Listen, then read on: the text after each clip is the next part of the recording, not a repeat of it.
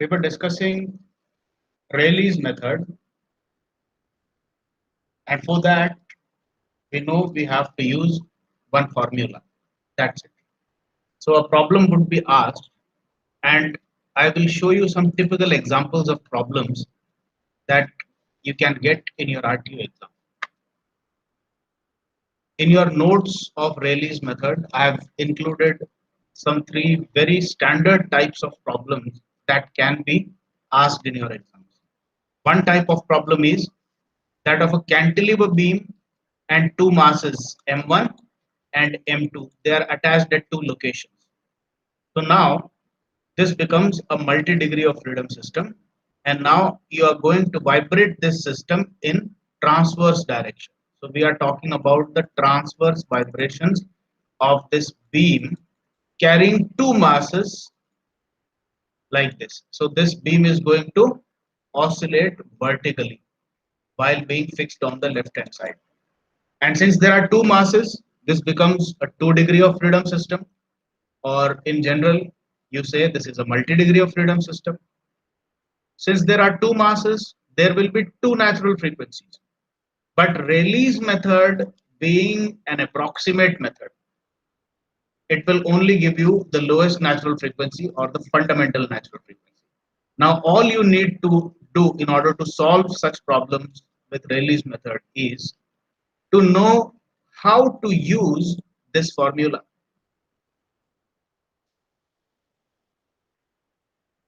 the summation formula, which gives you the square of your fundamental natural frequency. So in a way, we have already discussed what are the salient features of various parameters that are involved in the equation. So the first and primary thing is to remember the formula. Another type of question that you can get, see, this is a 3 degree of freedom system in which we have a simply supported beam whose modulus of elasticity and area moment of inertia are given as E and I.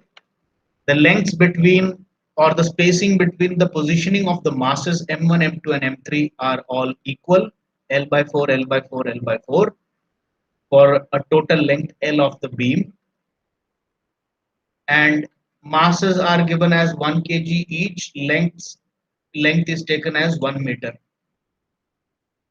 So for this again you will have 3 degrees of freedom and three natural frequencies, and the first natural frequency or the fundamental one can be found by Rayleigh's formula.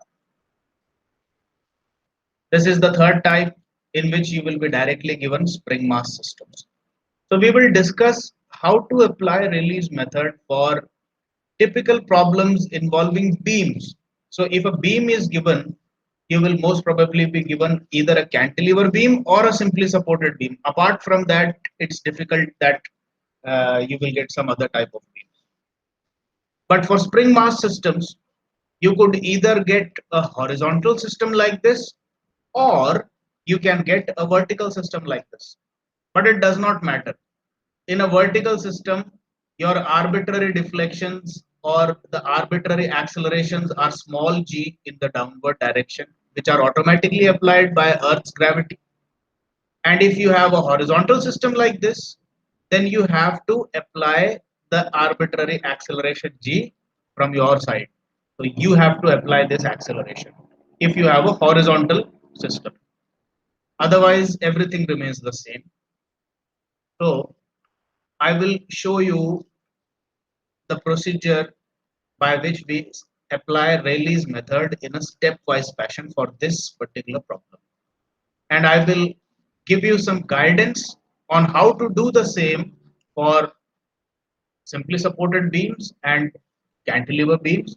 And I will leave the rest of the exercises for you guys to practice on your own time. So anyway, let me show you how to apply Rayleigh's formula properly. Okay. This is a 3 degree of freedom system. So what we do is, first of all, take down the values. Let us replace this 5m, 3m, 3k, 2k with the proper values. Small m is supposed to be taken as 1 kg and small k is supposed to be taken as 1 Newton per meter. So if we substitute these values, then we should get the system as, so this is a fixed end, the bottom surface is fixed, and then spring, mass, spring, mass, spring, mass. Now you see such systems are called fixed free systems. Fixed free systems means the system is fixed at one end, that is the left end, or it could be the right end, and it is free at the other end. Other alternative is, okay, so this is fixed free system. This terminology also you should know, because certain approximation methods only work for fixed free systems, and most of the approximation techniques do not work for free systems. An example of a fixed system is like this. You can have fixed supports at both the ends.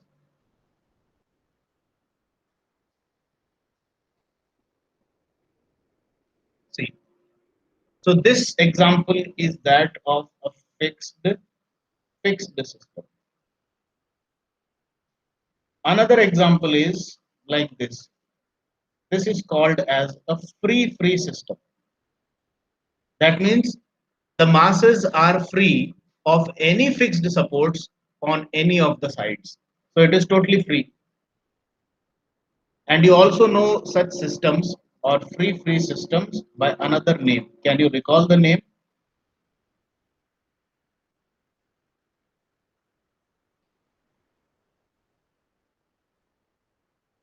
A system which is not attached to any fixed end on any of the sides is also called as another name. There is another common name given to it.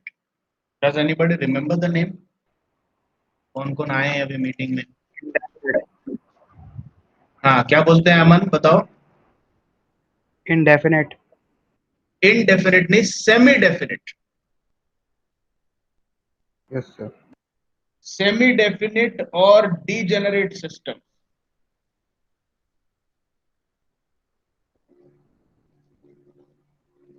So you should know actually what is the meaning of a fixed system, free system, or a fixed free system. क्योंकि ये आपके actual vibration terminology के अंदर आता है. And the next method that we are going to study, that is Stodola's method, is applicable only for fixed free systems. तो आपको ये भी पता होना चाहिए कि भाई अप्रोक्सीमेशन टेक्निक्स जो हैं ये रफ टेक्निक्स होती हैं और ये हर तरह की सिस्टम पे अप्लाई नहीं हो सकती. ठीक है? Anyway, Rayleigh's method can be applied on a fixed free system. It can also be applied on a fixed system, but it won't work for a free system. ठीक है? चलो, एनीवे, और खासकर से फ्री सिस्टम पे वो इसीलिए काम नहीं करती क्योंकि फ्री सिस्टम सेमी डेफिनेट है, और सेमी डेफिनेट सिस्टम की जो फर्स्ट फ्रीक्वेंसी होती है वो वैसे भी जीरो होती है. तो रिलीज मेथड अगर आप लगा भी लोगे किसी तरीके से तो आंसर तो जीरो ही आना है उसका. So we generally say that Rayleigh's method is more or less applicable for either a fixed free system or a fixed system. That's it. So right now we are considering a fixed free system, and we definitely know that Rayleigh's method will work 100% on this. So let us take down the values what are given here. M is 1, so this is 531 kg. So this is 5 kg, 3 kg and 1 kg. Okay, masses are here. The spring constants are 3, 2, 1.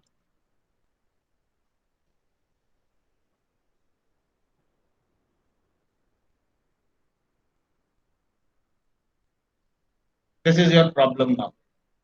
And the question is, find fundamental. Fundamental मतलब क्या होता है? What is fundamental omega n? Sir, lowest wala.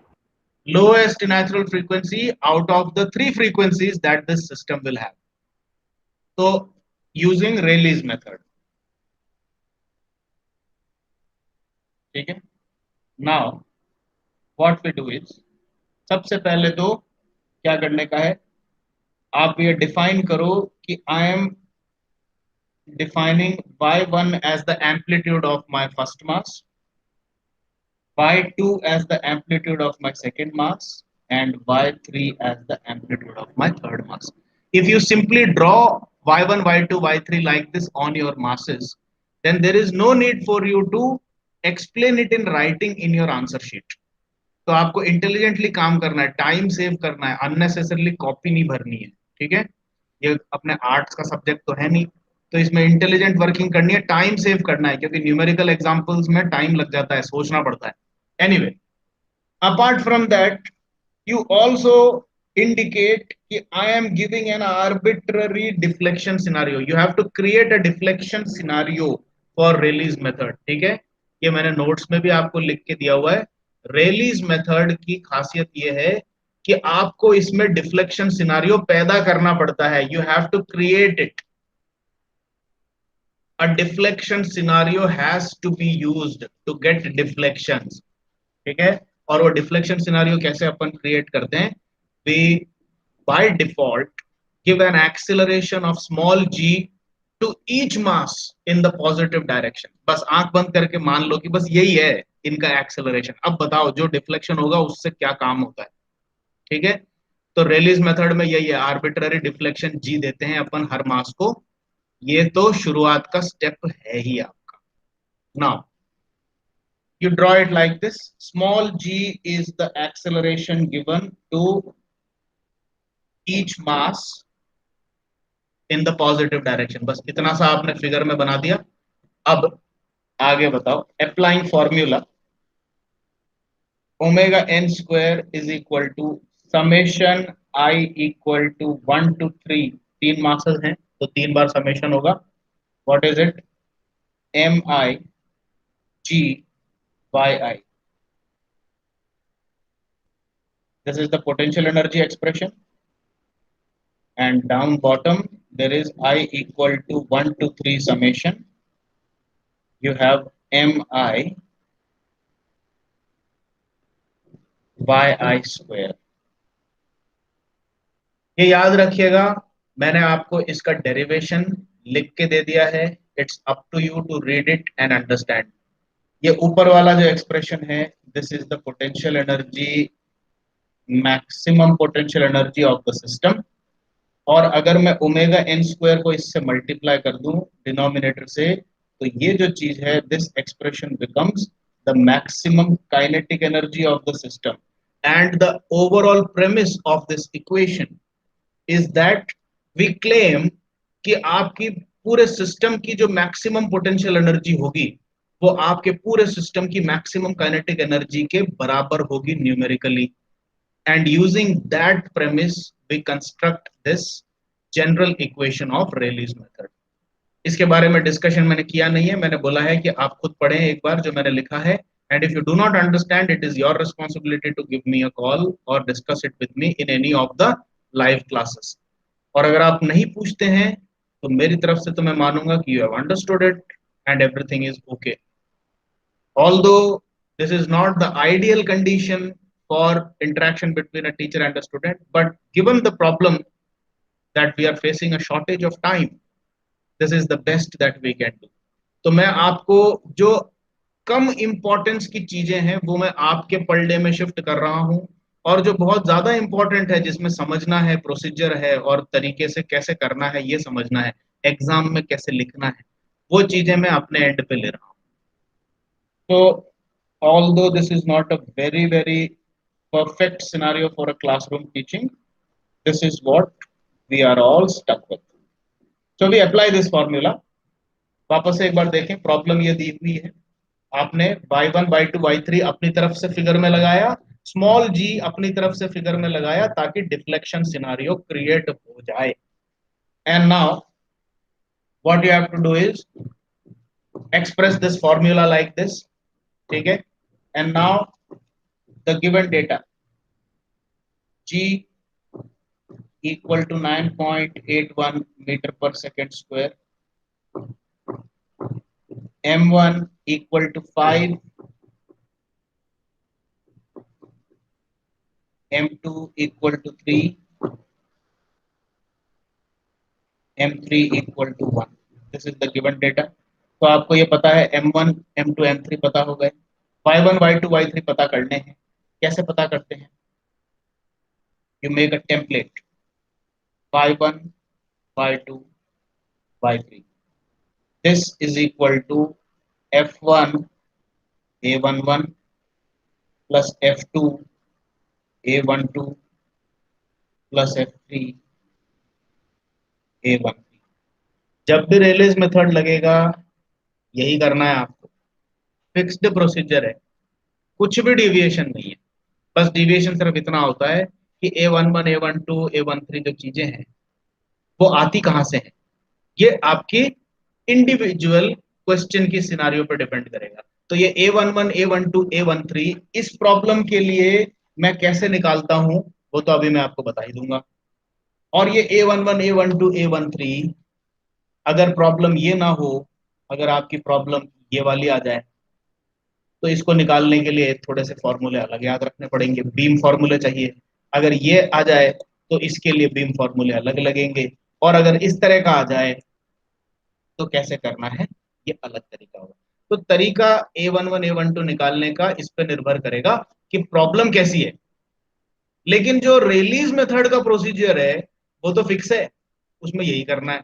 Y1 ऐसे ही निकलेगा और Y2 F1 A21 plus F2 A22 plus F3 A33. Similarly, Y3 is equal to F1 A31 plus F2 A32 plus F3 A33. अब इसमें मेरे को A11, A12 वाले जो parts हैं वो तो अभी पता करने हैं, लेकिन क्या मुझे F1, F2, F3 पता है क्या? Anybody? What are F1, F2 and F3? Do I know this or not? Yes sir. क्या है F1 जरा बताओ फिगर में देख करके.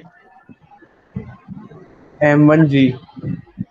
M1 क्या है? 5 है तो 5G लिख दूं. सर. तो F2 is 3G and F3 is 1G. ये पता है. तो F1 is 5G, F2 is 3G and F3 is 1G or simply G. ये तो अपन को पता है. अब कुल मिलाकर के मेरे को ये चाहिए कहीं से ये A11, A12, A22 वाले जो कोएफिशिएंट्स हैं ये मेरे को जल्दी से अगर कहीं मिल जाते इस तरह की अरेंजमेंट के लिए तो मेरा काम बहुत आसान हो जाता.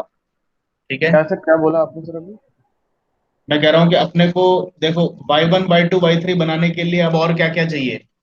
ए कोएफिशिएंट्स चाहिए सारे, A11, A12, A13 सारे चाहिए. हाँ सर. F1, F2, F3 तो पता लग ही गए हैं. अगर ये कोएफिशिएंट्स पता लग जाए तो मेरा y कंप्लीट हो जाएगा और y की सारी इंफॉर्मेशन आ गई तो ये ऊपर वाले फॉर्मूले में मैं ओमेगा एन में रख दूंगा. ठीक है. अब अपने को एक ऐसी टेक्निक चाहिए कि भाई ये 9 coefficient A11, A12, A13, A21, A22 there are 9 coefficients to be found. और अगर मैं इन्फ्लुएंस कोएफिशिएंट्स का कॉन्सेप्ट इस प्रॉब्लम पे लगाऊं तो मेरे को बहुत ज्यादा टाइम लग जाएगा. ठीक है. Instead, what I am going to do is I am going to construct or give you an easy template. Problem चाहे ऐसी हो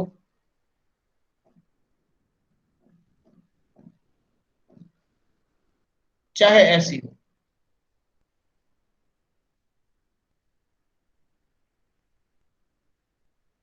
do you agree that both these configurations are fixed free configurations? Yes sir. Yes sir. ठीक है. कभी भी इस तरह की फिक्स्ड फ्री कॉन्फ़िगरेशन आ जाए and you have the spring constants K1, K2, K3, इधर भी ले लो K1, K2, K3. अब मैं आपको फिर से एक शॉर्टकट सिखाने जा रहा हूं जिससे कि आपके 9 कोएफिशिएंट्स एक चुटकी में आ जाएंगे. ठीक है. स्टिफनेस कोएफिशिएंट्स के लिए तो मैंने आपको एक टेक्निक सिखाई थी। अब आज फिक्स्ड फ्री सिस्टम्स के कंस्ट्रक्शन के लिए इन्फ्लुएंस फ्लेक्सिबिलिटी कोएफिशिएंट्स को कंस्ट्रक्ट करने का एक शॉर्टकट मेथड बता रहा हूं, but a word of caution, this shortcut is applicable only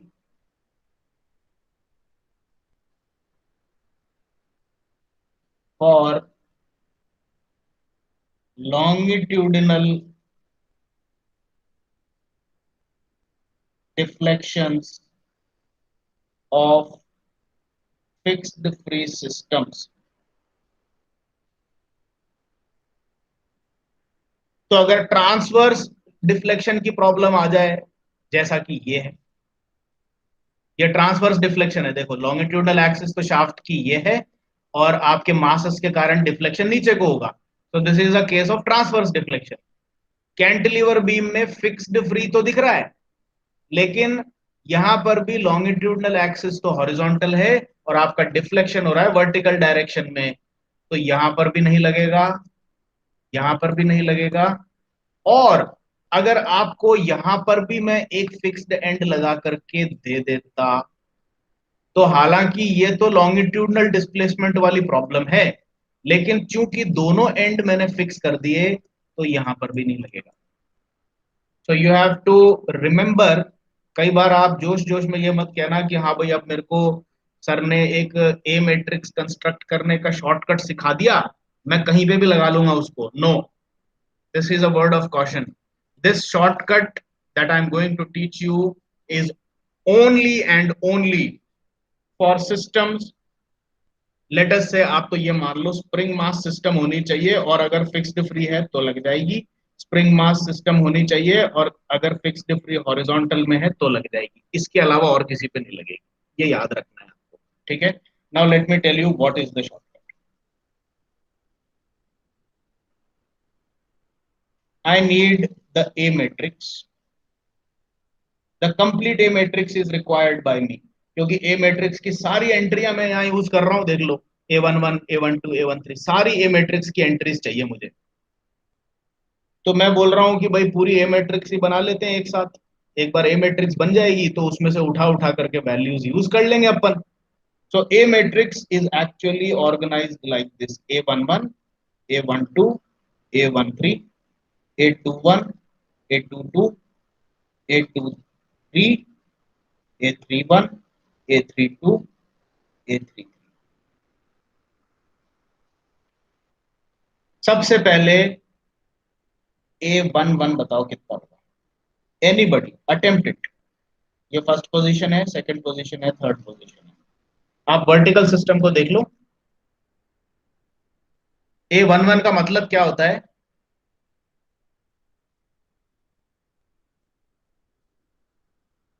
So force into deflection. A11 का मतलब है फर्स्ट पोजीशन पे 1 न्यूटन की फोर्स लगाइए पॉजिटिव डायरेक्शन में, और ये बताओ कि फर्स्ट ही पोजीशन पे कितना डिफ्लेक्शन आएगा। This is A11। बताओ इसका आंसर क्या है?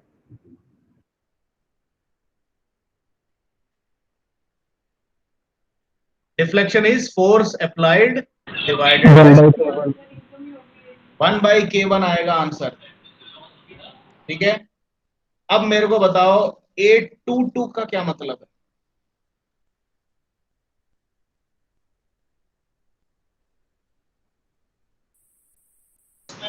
तो सेकंड पॉइंट पे FT लगाएंगे तो कितना डिफ्लेक्शन आएगा?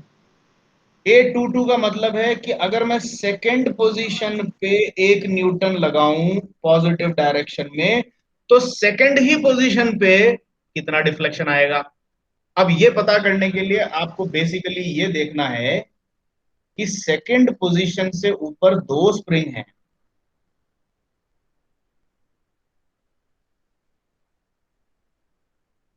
तो सबसे पहले तो इसको एक इक्विवेलेंट स्प्रिंग में कन्वर्ट करो, क्या बनेगा ये?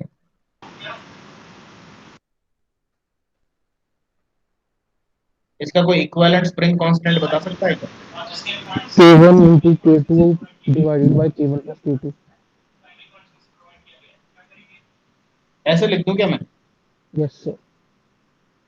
दिस इज माई के इक्विवेलेंट, ठीक है।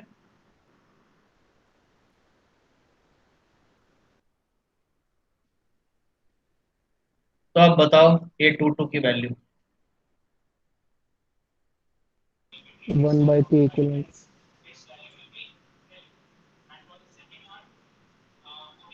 सही है क्या? Yes, sir.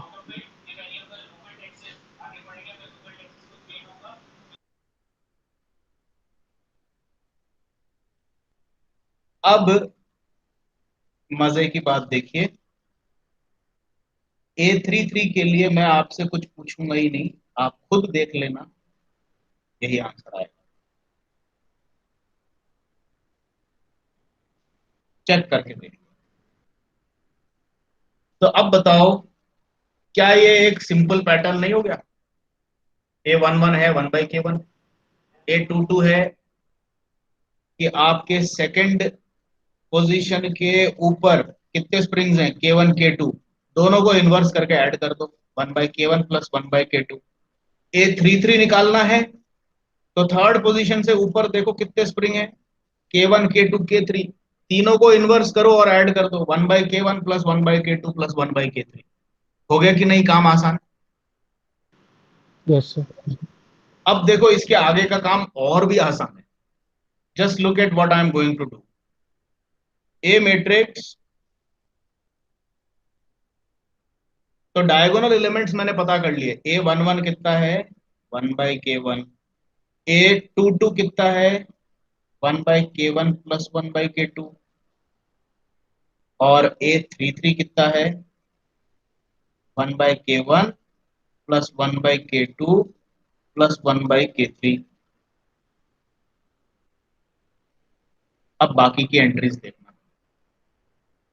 1/K1 से स्टार्ट करूंगा और हॉरिजॉन्टल रो में जितनी भी एंट्रीज हैं उन सब पे 1/K1 1/K1 लिख दूंगा, काम ही खत्म, ठीक है। 1/K1 से स्टार्ट करूंगा और उसके नीचे को जितनी भी वर्टिकल एंट्रीज हैं सभी जगह पे वही सेम चीज 1/K1 और 1/K1 लिख दूंगा। अब सेकेंड डायगोनल एंट्री पे आऊंगा, 1/K1 प्लस 1/K2। यहां से आगे को जितनी भी हॉरिजॉन्टल एंट्रीज हैं उन सब पे यही सेम चीज चिपका दूंगा। और यहां से नीचे को जितनी भी वर्टिकल एंट्रीज है यही सेम चीज चिपका दूंगा।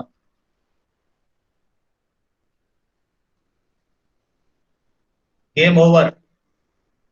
अब आप इनकी एक्चुअल मीनिंग्स के साथ चेक कर लो ये सब निकाल करके, कि मैं, ये वाली पोजीशन क्या है, ये पोजीशन है A31, यानी कि फर्स्ट पोजीशन पे यूनिट फोर्स लगाऊं तो थर्ड पोजीशन पे कितना डिस्प्लेसमेंट होगा?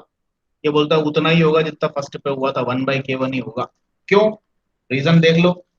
भाई अगर मैं थर्ड फर्स्ट पोजीशन पे एक न्यूटन फोर्स लगाऊं तो जितने अमाउंट से ये M1 नीचे गया उसकी नीचे लटकी हुई चीजें उतने ही अमाउंट से नीचे चले जाएंगी कि नहीं चले जाएंगी?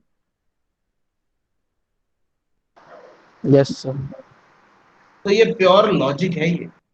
लेकिन इस पूरे लॉजिक को लगाने में आपको लग जाते 15 मिनट, 9 एंट्रीज एक एक करके पता करते। लेकिन अब आपको ये शॉर्टकट मिल गया। Now look at the symmetry of the stuff.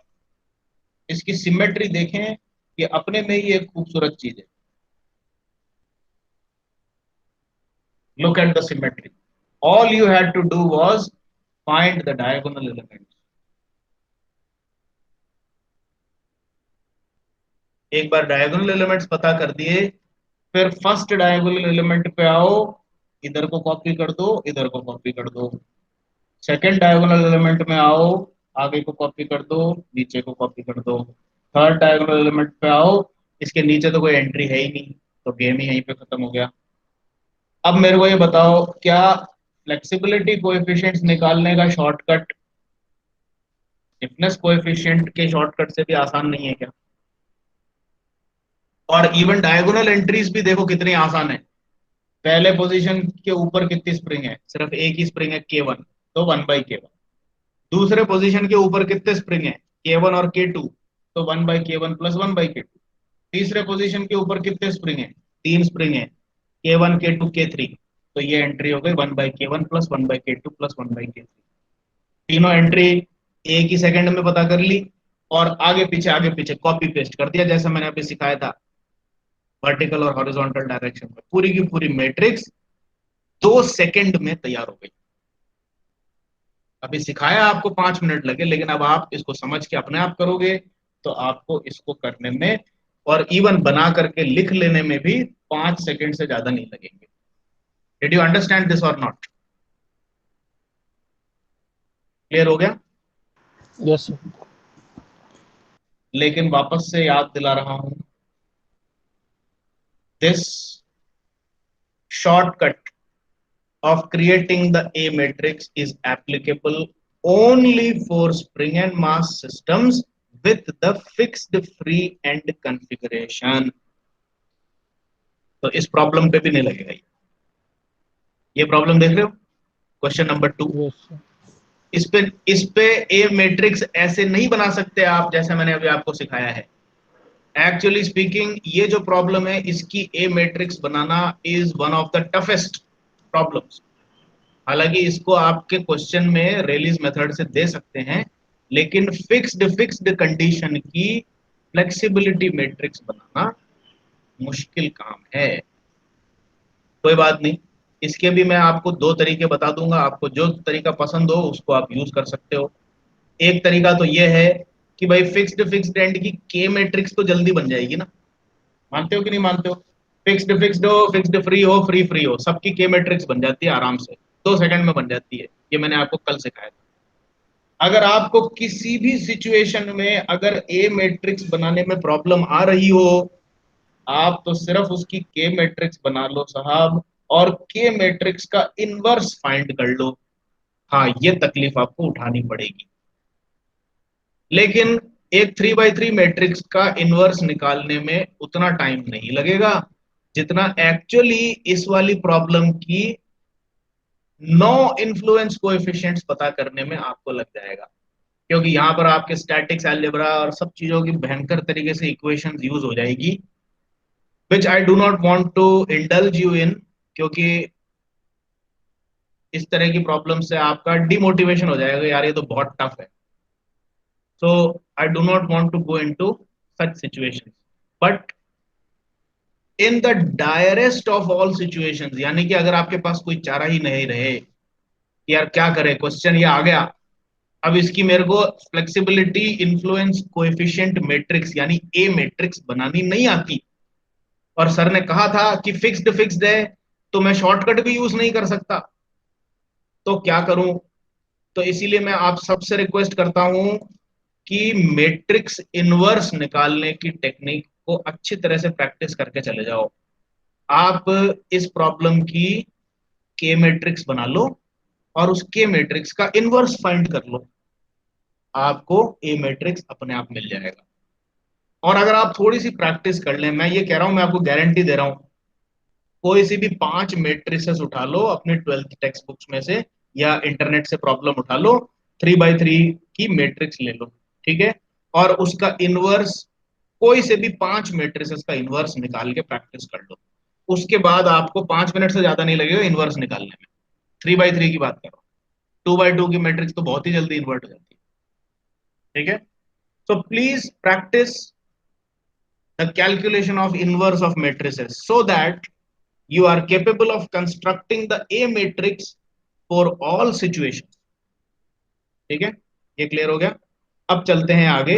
Shortcut अपन ने, देखो शॉर्टकट इसमें लग जाएगा।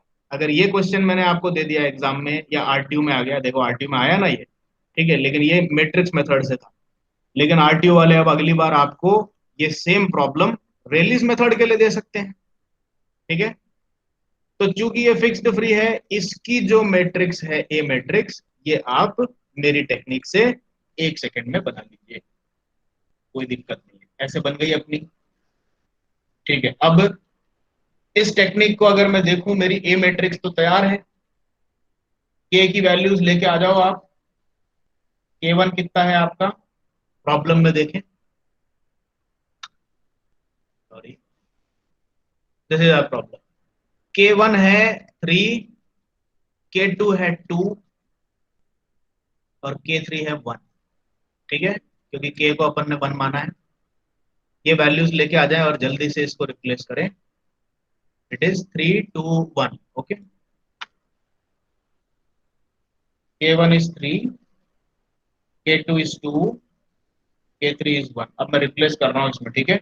तो 1/K1 कितना हो गया, 1/3, 1/K1। अब ये 1/3 इधर सारी जगह पेस्ट कर दो।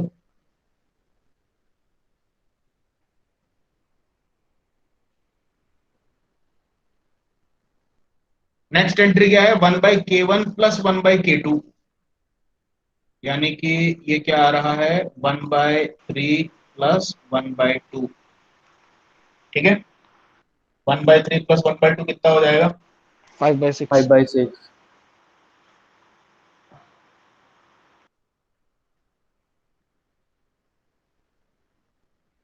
यहाँ पर 5/6 लिख दो, यहाँ पे 5/6 लिख दो, यहाँ पे 5/6। ए मैट्रिक्स तैयार हो रही है देखो अपनी, ठीक है। अब जल्दी से बता दो 1/K1 plus 1/K2 plus 1/K3 कितना है। 11/6।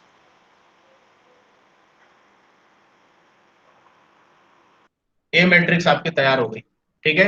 ए मैट्रिक्स तैयार हो गई तो इसका मतलब अब आपको ये पता लग गया A11 कितना है, A12 कितना है, A13 कितना है, A21, A22, A23, A31। अच्छा, ये इंडेक्स गलत नहीं होना चाहिए, ठीक है। जहां पर 3 1 लिख रहा हूं वहां 3 1 ही आना चाहिए। And once again I will remind you, पहली जो पोजीशन होती है इंडेक्स की वो रो है, और दूसरी जो पोजीशन होती है इंडेक्स की वो कॉलम। ये याद रखना है आपको। तो दिस इज A32, ए, ठीक है। Now once your A influence coefficient matrices are all known, now let us come to the calculation of y1, y2 and y3। अब इस पे आ जाते हैं, थोड़ी सी जगह मैं खाली कर लेता हूं नीचे।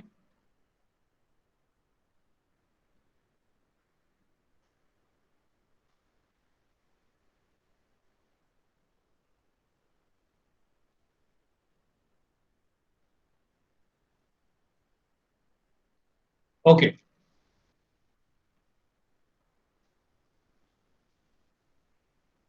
अब F1 की वैल्यूज देखिए राइट साइड में लिखी हुई है, A11 की वैल्यूज मैंने नीचे लिखी हुई है, लेकिन यहां मेरे पास पेपर में भी लिखा हुआ है, ठीक है।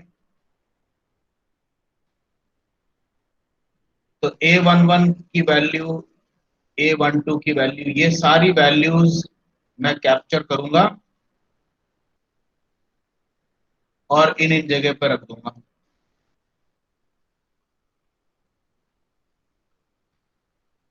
और उसी तरीके से F1, F2, F3 की जो वैल्यूज है 5G, 3G और G, वो मैं इन इन जगहों पे रख दूंगा। सारी जगहों पे मेरे पास अब नोन वैल्यूज आ गई, इन सबको ऐड कर दूंगा। इवेंचुअली आप लोग अपनी तरफ से कैलकुलेट करके चेक कर लेना। I am just saving some time here. Your y1 should be 3G, your y2 should be 5G and your y3 should be 6G। ये आ गया अपने पास y1, y2, y3 आ गए। अब y1, y2, y3 आ गए, तो अब अपन सीधे रेलीज फॉर्मूले पे पहुंचेंगे। And according to Rayleigh's formula there are 3 terms to be added. So it says कि आपका ओमेगा एन स्क्वायर जो है that is m1 g y1 plus m2 g y2 plus m3 g y3 divided by m1 y1 square plus m2 y2 square plus m3y3 square. This is what the summation opens up to become. ठीक है, अब आप y1 की values रखिए, m1 m2 m3 की values रखिए। m1 m2 m3 की values एक बार देख लेते हैं क्या है, 5 3 1 किलो। ठीक है, वापस यहाँ लिख देता हूँ 5 3 1।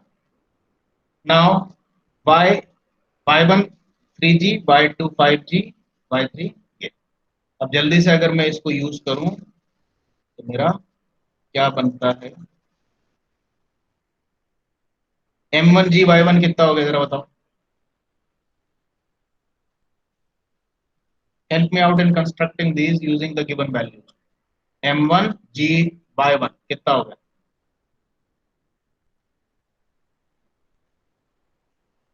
ये टर्म। 15g square. आगे बनाते चलिए, plus m2g y2 15g square. Again 15g square, plus m3g y3 6g square. अब नीचे आ जाइए, m1 y1 square 15g square. 45g square. 45g square. भाई m1 y1 स्क्वायर है,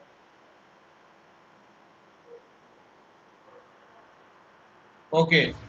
m2 y2 स्क्वायर कितना है, 45g square, m2 y2 square sorry 25 75g square.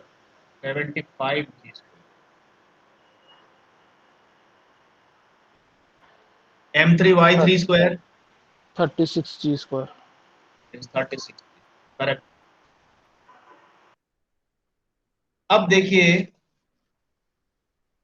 अब आपको समझ में आएगा कि रेली साहब ने ये क्यों कहा था कि आप एक्सेलरेशन कुछ भी ले लेना, कोई फर्क नहीं पड़ता।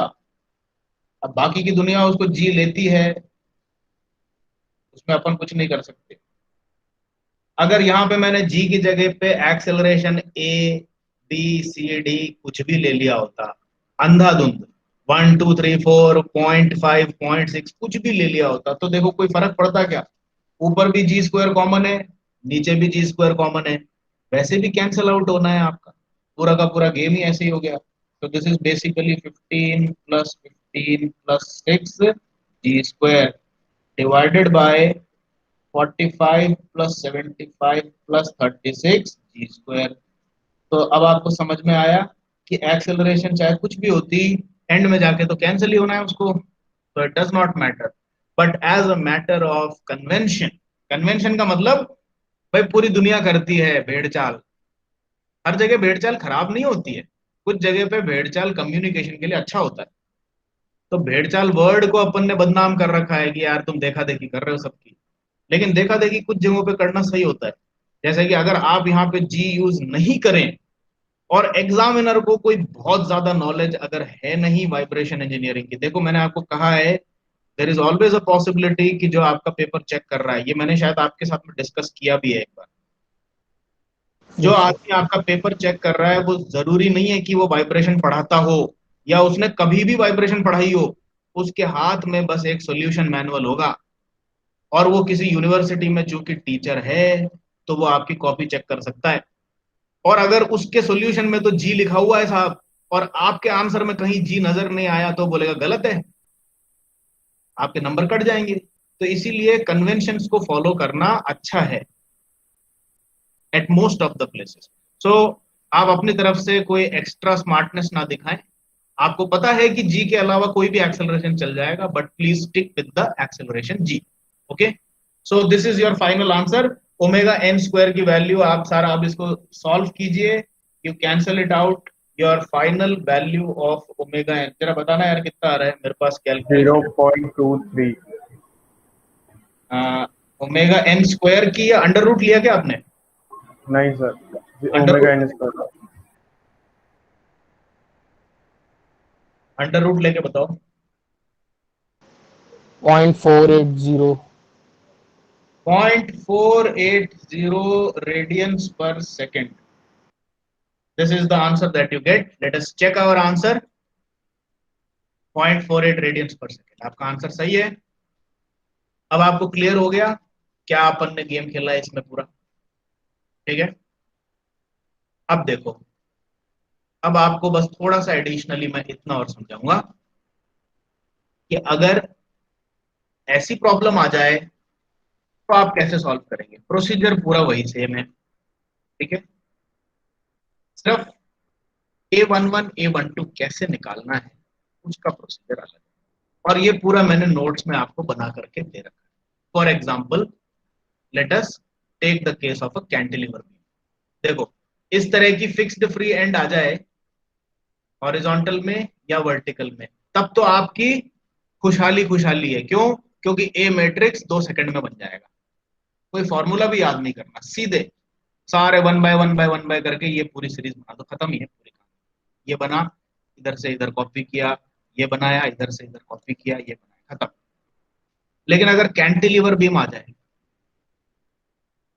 फॉर एग्जाम्पल, इसका क्वेश्चन भी मैंने बना रखा है, ये देखिए, ये क्वेश्चन है, find the lowest natural frequency of the system shown in figure using Dunkerley's method, Rayleigh's method and Stodola's method। ये RTU 17 के अंदर आया हुआ क्वेश्चन है। एक ही क्वेश्चन को 3 मेथड से करवा लिया, तो इसका मतलब है ये भारी भारी मार्क्स कैरी करता है ये question. This carries the maximum weightage. और तीनों अप्रोक्सीमेट टेक्निक्स पूछ ली आपसे, डंकरलीज मेथड जो मैं पहले सिखा चुका हूं, रेलीज मेथड और स्टोडोलास मेथड। अभी अपन रेलीज मेथड कर रहे हैं। तो रेलीज मेथड से देखें, इन्होंने बीम की मॉडुलस ऑफ इलास्टिसिटी दे रखी है, बीम का मोमेंट ऑफ इनर्शिया भी दे रखा है, तो सिर्फ वैल्यूज पुट करनी है। मास दे रखे हैं 2, तो multi degree of freedom system हो गया, ठीक है। और ये जो प्रॉब्लम है, this problem actually translates to a problem of cantilever beams like this.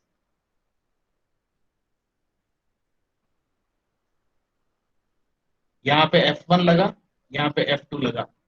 F1 कितना है? M1G। F2 कितना है? M2G। तो M1 और M2 दे रखे हैं आपको प्रॉब्लम में। ये देखो, M1 60 है और M2 30 है। That's it.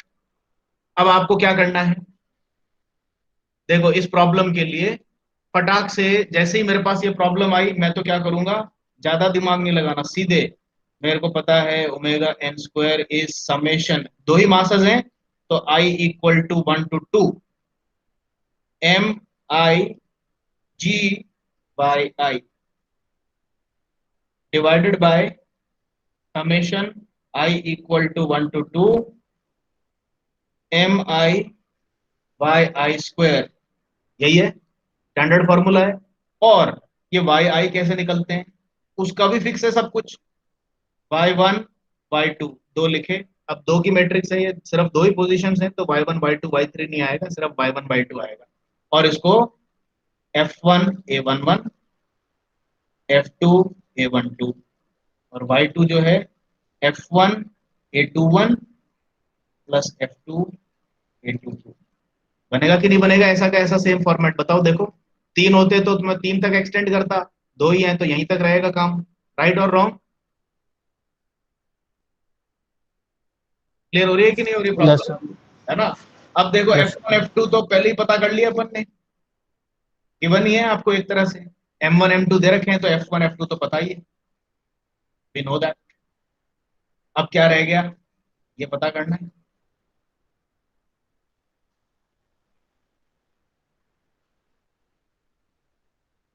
बस सिर्फ खेल यहीं पे रह जाता है आपका कि कैंटिलीवर बीम दे दी, तो ये A11 A12 A21 A22 कैसे निकालूं। तो ये A11 A12 का क्या मतलब है, अब देखो। Position number 1, position number 2। तो फर्स्ट लोकेशन पे अगर मैं 1 न्यूटन की फोर्स लगाऊं, तो फर्स्ट लोकेशन पे कितना डिफ्लेक्शन आएगा, यही तो है ना A11। और कैंटिलीवर बीम में डिफ्लेक्शन का फॉर्मूला क्या होता है? WL³/3EI। अब इसमें आपको ये जो W है, 1 न्यूटन ले लेना है, that's it. So A11 is nothing but 1 into L cube और सिंपली एल क्यूब बाई 3। ये है आपका A11। ठीक है, तो एल क्या लोगे? एल है जहां फोर्स लग रही है वहां तक की डिस्टेंस, ये डिस्टेंस, इसको एल लेना है। तो आपकी जो प्रॉब्लम है उसमें आपके इसमें एल अभी कौन सी है? फर्स्ट रोटर की डिस्टेंस इधर दे रखी है 0.15 मीटर्स। तो इसको एक्चुअली मैं ऐसे करूंगा कि इसकी लेंथ को तो L1 मान लेता हूं और सेकंड पोजीशन तक की टोटल लेंथ को L2 मान लेता हूं। तो ऐसे में A11 का फॉर्मूला L1 क्यू हो जाएगा। अब उसी तरीके से डायरेक्टली मैं ये कह सकता हूं कि A22 का फॉर्मूला क्या होगा? कोई मेरे को जल्दी से बता सकता है क्या? A22 का क्या फॉर्मूला होगा? L2 cube upon 3 EI। As simple as that, L2 cube upon 3 EI। ठीक है, अब A11 A22 तो बन गए। अब आप ये गलती मत करना कि भाई मैंने A11 बना लिया तो अब यहां कॉपी कर दूं, यहां कॉपी कर दूं। ये इधर काम नहीं करेगा। क्यों नहीं करेगा? क्योंकि हालांकि ये फिक्स्ड फ्री सिस्टम तो है, लेकिन यहाँ पे डिफ्लेक्शन ट्रांसवर्स डायरेक्शन में है, तो इसीलिए यहाँ पर वो शॉर्टकट काम नहीं करेगा। तो आपको अब A12 निकालनी ही पड़ेगी। लेकिन अपन को फॉर्चुनेटली ये पता है कि A12 जो होगा वो A21 के बराबर होगा, तो दो वैल्यू नहीं निकालनी, कोई सी भी एक निकाल लो। ठीक है, तो अपन कौन सी वैल्यू निकालने जा रहे हैं? मैं ये निकालूंगा, मेरे लिए ये आसान है क्योंकि इसका फॉर्मूला मुझे याद है कि अगर मैं सेकंड पोजीशन पे 1 न्यूटन की फोर्स लगाऊं तो फर्स्ट पोजीशन पे कितना डिफ्लेक्शन आएगा। ठीक है, इसके लिए एक फॉर्मूला और आपको याद रखना पड़ेगा। जैसा मैंने आपको एक बीम फॉर्मूले की शीट शेयर की है, वो इसीलिए शेयर की है ताकि आप लोग इस तरह के फॉर्मूले याद रखें। यहां पर मैंने नोट में दे रखा है कि कैंटिलीवर का केस आ जाए तो A12 A21 के लिए कौन सा फॉर्मूला लगेगा, ये देख लीजिए। ये फॉर्मूला रटना ही है आपको वैसे भी। तो आपकी बीम प्रॉब्लम में आपको ये x के रूप में दिया होगा, बीम की जो शीट है उसमें ये डिस्टेंस x ले लीजिए। तो एक बेसिकली ये प्रॉब्लम आती है कि अगर कैंटिलीवर के फ्री एंड पे कोई लोड P या W लगाएं तो उसके फिक्स्ड एंड से किसी भी x डिस्टेंस पे कितना डिफ्लेक्शन प्रोड्यूस होगा, इस चीज की इंफॉर्मेशन आपकी बीम फॉर्मूले में दे रखी है। अब चूंकि अपन ने यहाँ पे L1 और L2 ले लिया है, इसको L1 L2 ले लिया है, तो इसीलिए वो फॉर्मूला x की जगह पे आपका L1 या L2 आ जाएगा। ये फॉर्मूला बन जाएगा। So you remember this formula, आपका A12 A21 बन जाएगा। ठीक है, और एक बार आपका A11 A12 A23 जो भी है बन गया, उसके बाद क्या रह जाता है? और उसके बाद तो सीधे सीधे यहाँ प्रॉब्लम में अप्लाई करना है। Once you get all these values, you substitute them here. Find the value of y1 and y2. Take the values of y1 and y2 and put it in this equation. Under root लो, omega n square निकाल लो। तो अब आप लोगों को आज अपने अपने हिसाब से टाइम निकाल करके क्वेश्चन नंबर 1 को सॉल्व करें, जैसा अभी मैंने समझाया। Check whether your answer is this or not. ये वाला अपन ने कर लिया है, एक ये वाला और रह जाता है। इसके लिए भी वही सेम प्रॉब्लम है। इसमें 3 मासेस हैं। The only thing is that instead of a cantilever beam, now you have to apply the beam फॉर्मूले ऑफ सिंपली सपोर्टेड बीम। और सिंपली सपोर्टेड बीम के लिए भी कौन कौन से फॉर्मूले काम में आ रहे हैं वो मैंने आपके नोट्स में ही बना दिया है। ये देखो, सिंपली सपोर्टेड बीम का एग्जांपल लिया है, डिस्टेंसेस को L1 L2 L3 ले लिया है। 3 मासेस किसी भी लेंथ पे खड़े हो सकते हैं। अब इसमें भी आपको वही प्रॉब्लम आएगी। देखो F1 F2 F3 तो M1G M2G M3G हो गया, तो F1 F2 तो पता लग ही गए। ये बनाना है ना अपने को, देखो ये टेम्पलेट बनाना है, ये टेम्पलेट बनाना है। ठीक है, y1 y2 y3 पता करने, y1 y2 y3 पता लग गया, फिर उसके बाद इनको ले जा करके इस फॉर्मूले में रखना है। यही तो करना होता है रिलीज के अंदर। तो पूरा गेम y1 y2 y3 को बनाने का है, और y1 y2 y3 को बनाने में aij चाहिए होते हैं। तो aij हर सिचुएशन में अलग अलग तरीके से निकलती है। इस प्रॉब्लम के लिए ए आई जे निकालना सबसे आसान है, ऐसे बन गया। कैंटिलीवर के लिए ए आई जे इन फॉर्मूलों से बनेंगे। सिंपली सपोर्टेड बीम के लिए ए आई जे के फॉर्मूले दे रखे हैं कि भाई A11, A22 और A33 के लिए तो ये फॉर्मूला लगाओ, और A12, A23 और A31 के लिए ये फॉर्मूला लगाओ। तो अब आपको शायद इस टाइम पे शायद ये महसूस हो कि मैं आपसे डे 1 से एक रिक्वेस्ट करता आ रहा हूं। हो सकता है कुछ स्टूडेंट्स ने, इक्का दुक्का स्टूडेंट्स ने वो काम किया होगा, क्योंकि मैं फॉलो अप नहीं करता अधिकतर चीजों को। I had asked you to prepare a small booklet of your own which contains no notes, only standard formulae to be remembered by you.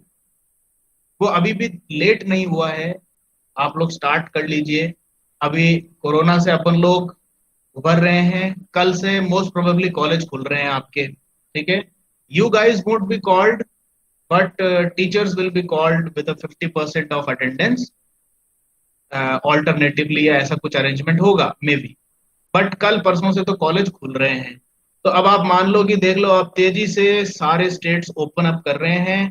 तो you guys be prepared for your exam. तो अब आप ये नहीं कह सकते कि भाई हमारा तो इस बार पुश कर देंगे। There is a strong chance कि आपके एग्जाम अब प्रॉपरली कंडक्ट हो जाएंगे आने वाले 1-2 महीने में, लेकिन टाइम लगेगा। तो आपके पास है टाइम, अभी प्रिपरेशन आप अभी भी कर सकते हैं, अभी भी लेट नहीं हुआ है। जो लोग पढ़ना चाहते हैं, किसी भी कारण से पहले नहीं पढ़ाई कर पाए, हेल्थ इश्यूज के कारण या फैमिली प्रॉब्लम्स के कारण या फिर सिंपल आलस के कारण, जिस भी कारण से आप लोगों ने पढ़ाई नहीं की है, अब आप स्टार्ट कर दीजिए। फॉर्मूलेज की लिस्ट बनाइए, क्योंकि जैसा मैंने कहा, वाइब्रेशन के आरटीयू के पेपर में न्यूमेरिकल्स जो आते हैं वो सीधे फॉर्मूला एप्लीकेशन ही होते हैं 90% केसेस में। तो अगर फॉर्मूला अगर आपने रट लिया है किसी भी अच्छे तरीके से, तो आपका पेपर 100% अच्छा जाएगा। बहुत ज्यादा ट्रिकी क्वेश्चन वाइब्रेशन में नहीं है, सिर्फ आपको इतना ही सीखना है कि फॉर्मूला कैसे लगाना है, बस दैट्स ऑल। आप कोई भी चैप्टर उठा के देख लीजिए, मेरे पुराने लेक्चर्स में आप सारे न्यूमेरिकल्स को चेक कर लीजिए, सब में फॉर्मूला एप्लीकेशन है और कुछ नहीं, ठीक है। So please wake up from your sleep, थोड़ा सा आलस त्यागिए और फॉर्मूले की लिस्ट बनाना स्टार्ट कीजिए, और उसको रात दिन बैठे बैठे रटना स्टार्ट कीजिए, ताकि टिप्स पे हो जाए कि भाई यहाँ पर सिंपली सपोर्टेड बीम के इस लोकेशन पे, जो कि राइट एंड से बी डिस्टेंस पर है, उस पे अगर मैं एक फोर्स लगाऊं तो लेफ्ट हैंड से एक्स डिस्टेंस पे जो लोकेशन होगा उस पे कितना डिफ्लेक्शन आएगा, बताओ। ये फॉर्मूला है। कैंटिलीवर बीम पे अगर मैं फ्री एंड पे एक लोड लगाऊं तो फिक्स्ड एंड से एक्स डिस्टेंस पे कितना डिफ्लेक्शन आएगा, उसका ये फॉर्मूला है। जहां पे लोड लगाया उसी के नीचे कितना डिफ्लेक्शन आएगा, उसका ये फॉर्मूला है। इन सब चीजों को रटो, ये हर जगह काम आएगी। और अभी नहीं, आगे जो मैं स्टोडोलास मेथड सिखाऊंगा नेक्स्ट क्लास में, उसमें भी यही सारी सेम चीजें यूज होने वाली है। Same things are going to come, so you have to remember it, ठीक है। तो आज का लेसन आपको क्लियर हो गया। क्या आप रेलीज मेथड यूज कर पाएंगे कि नहीं कर पाएंगे एक क्वेश्चन में, on your own, please tell me. कर लेंगे। Very good. So let us stop the lecture here. I will take your attendance.